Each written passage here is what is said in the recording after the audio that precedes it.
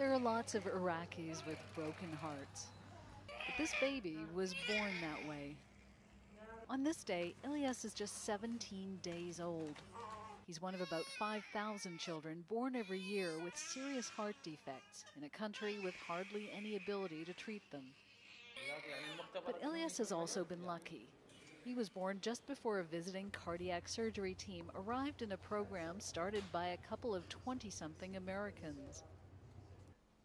Cody Fisher is one of them. He came to Iraq from California because he wanted to help people in Halabja, the Kurdish city gassed by Saddam Hussein's forces in the 1980s. There he helped with water and sanitation. But when he ran across a child who needed heart surgery, he and some friends started raising money to send kids abroad for treatment.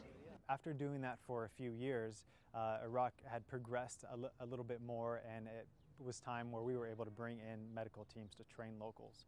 And by doing that, by stopping just exporting children, exporting the problem to different countries, we were able to focus on the local healthcare system. Here in Iraq, where the memory of the American occupation was still fresh, they called their group Preemptive Love.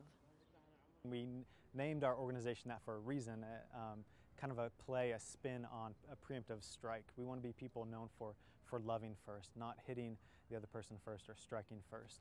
And so that's really at the heart of what we're trying to do here is we're here to love. We're here to love first, and not just love, but provide a physical, tangible expression of that love. Unlike most foreign aid organizations, Cody and his colleagues actually live in Iraq, working in cities as volatile as Fallujah. They've arranged missions in cities including Basra, Kirkuk, and Tikrit. It's a small grassroots organization that's had big results. More than 800 children operated on so far. 2 times a day, so then I feel it's weird. Preemptive Love partners with a Tennessee-based charity that brings in teams of pediatric cardiac surgeons. Take this back. In the next few days, the visiting team will see more than 200 children, most who have never had a proper diagnosis. Others, like Ilyas, are referred by local doctors because they need surgery not normally done in Iraq. Without the operation, Ilyas would die, but he could also die because of it. Children's size makes the margin for error tiny. So, you can make a little bit of an error in a 12-year-old and it doesn't really bother them. You make a little bit of error in a 17-day-old and you may have a dead baby. Dr. Novick has made 30 trips to Iraq. His International Children's Heart Foundation has operated on 6,000 kids around the world. He says the lasting impact, though, is training local surgeons to do what he does. Faced with the responsibility of an infant's beating heart, the violence in Iraq doesn't scare him. On tiny Ilyas, Dr. Novick performs a heart bypass with a tube made of Gore-Tex. Keep it. Stop. The operation takes more than 5 hours. Over 2 weeks, the team of 15 doctors and nurses from 8 different countries will operate on at least 21 children. We have looked at Iraq as a place that needs a great deal of help.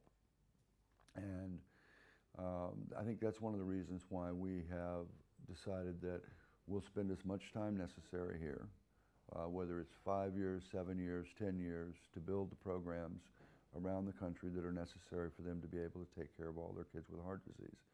For the first time, this Basra hospital now has a cardiac ward funded by the Iraqi government. But the Iraqi staff need to learn how to run it themselves. Last 30 years, we are totally isolated from the world. So no contacts outside, no doctors go outside, no very new instrument coming inside. So this all need times. I think the future in Iraq will be get better and better, but needs time. For now, the hospital relies on the visiting doctors and nurses. Behind this door is a new cardiac center. This is the biggest teaching hospital in the second biggest city in Iraq. But kids who have heart problems either have to get sent outside the country or wait for foreign surgical teams. That means that thousands of children with heart problems here don't get treatment, and a lot of them don't live very long. In the hallway every day, parents wait with their children for a chance to see one of the foreign specialists. Not all of them will. Without surgery, 80% of children with heart defects die before the age of 18. Hussein couldn't walk to school like the other kids, so he dropped out after grade 1. In the hospital ward, though, he practices his numbers. He wants to be a doctor if he gets well. I used to cry when I saw other kids go to school and I couldn't. There are other kids in the neighborhood who go to school and pass their exams while I stay home. There are other kids who ride with their fathers in their cars. Kids who walk around while I just stay at home and do nothing. His mother has waited 10 years for this chance.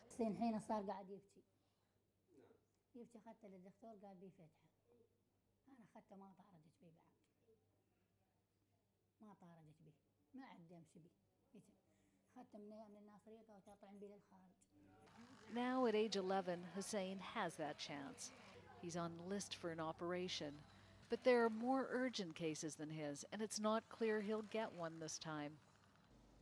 Some cases are chosen because they're high-risk surgeries that almost no one would operate on. Dr. Novik created an entire new wall for Zahra's heart. Simple terms, yeah, her heart has been completely kind of twisted, rotated backwards. Others because they're the kind of surgeries Iraqi doctors should soon be able to do on their own. Benin Muslim was one of the first to be operated on. The surgery will fix a hole between 2 chambers of her heart. Doctors study years for this, but it takes hundreds of operations to qualify to perform the surgery. The Iraqi surgeons start this one, and Dr. Novik finishes it.